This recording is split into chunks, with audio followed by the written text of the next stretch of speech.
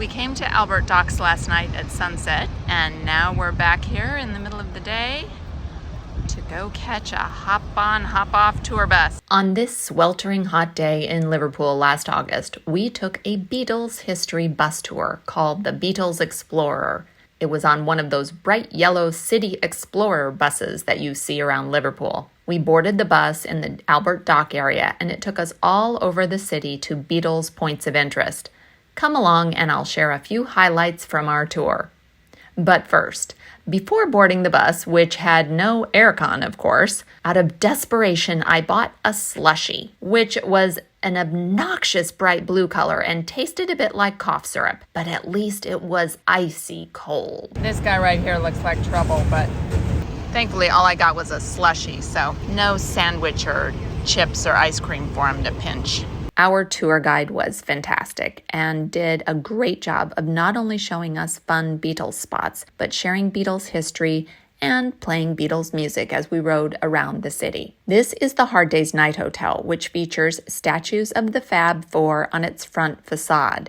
But of course, there's Beatles imagery scattered throughout Liverpool in all kinds of places. I can only scratch the surface of the infinite number of Beatles facts and stories associated with Liverpool. Please add in the comments any of your favorite stories or any interesting facts I neglect to share.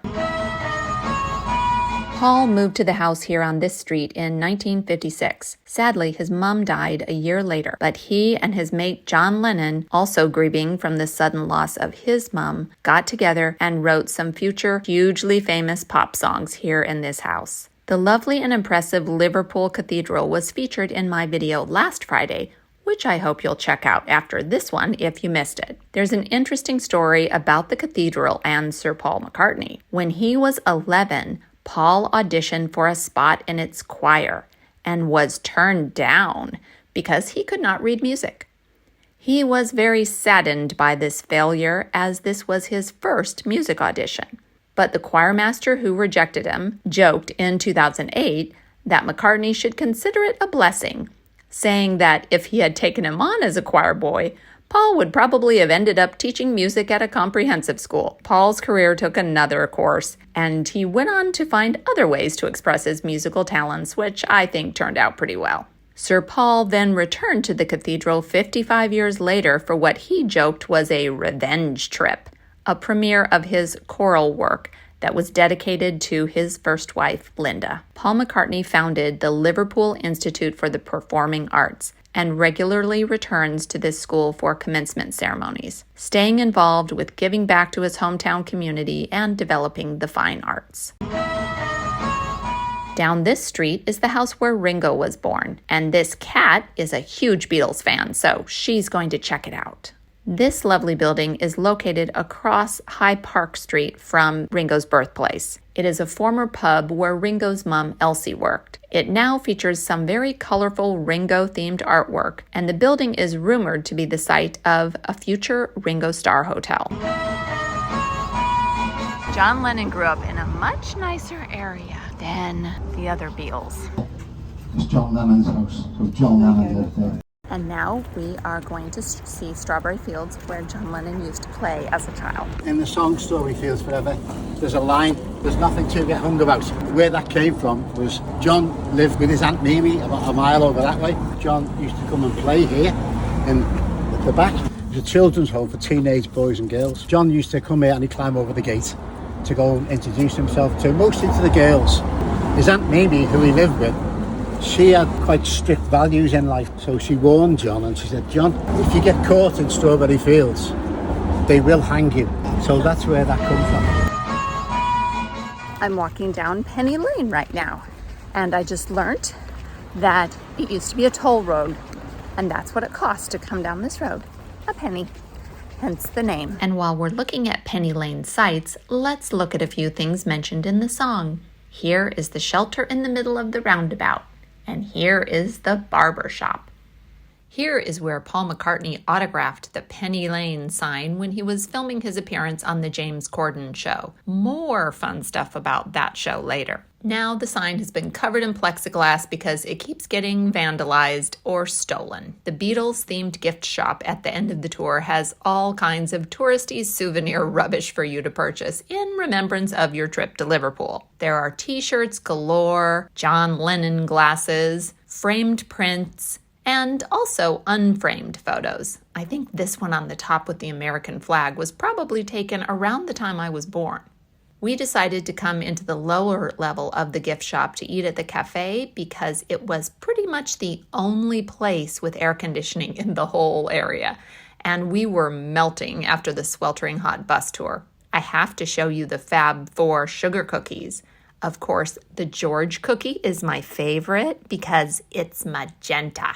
Now for some bonus bits of Beatles places we visited beyond the bus tour. My brother and his wife were nice enough to grab some photos and videos of their Cavern Club experience, whilst Ian and I were off elsewhere in Liverpool filming other bits of the city. Let me take you down, 'cause I'm going to Strawberry Fields. The Cavern Club is a legendary music venue that was opened in 1957.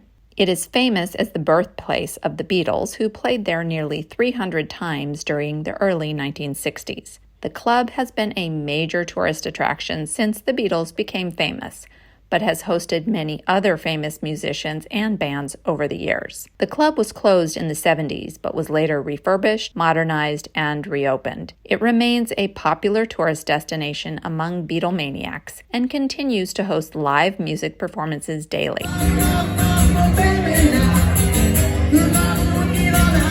The club is also a museum, displaying memorabilia and exhibits related to the Beatles and other noteworthy bands. We are currently in an Uber, headed to the famous Philharmonic Pub, and our Uber driver's name is Darren, which is very close to Dara, but alas, he is camera shy.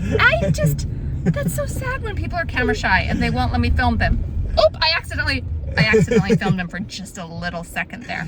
He has a fabulous Scouse accent, which I really would love to capture on film, but he's not cooperating. Where did you find this one from? YouTube, funnily enough. The Philharmonic Pub is where we went for a drink with our friends Rach and Wills from Postcard and a Pint. Please check out their vlog of our afternoon together in the description below. The Phil is famous for several things. For its beautiful Victorian architecture, as well as its interior decor. But before heading inside to show you that decor, I have to give them props for choosing magenta for their flowers on the front of the pub. The pub is located across the street from the Liverpool Philharmonic Hall, hence the name. The pub is also famous for their men's toilets, so stay tuned for that. And finally, the pub is famous for being a place where Paul McCartney played, both back in the day and then again in 2018 as part of his carpool karaoke video with James Corden. He shocked the patrons at the Philharmonic with a surprise performance. And now, let's go visit the toilet. Time to see the men's toilet. Here are the original urinals, as they say here, or urinals, and mosaic work from the 1800s. Pretty fancy.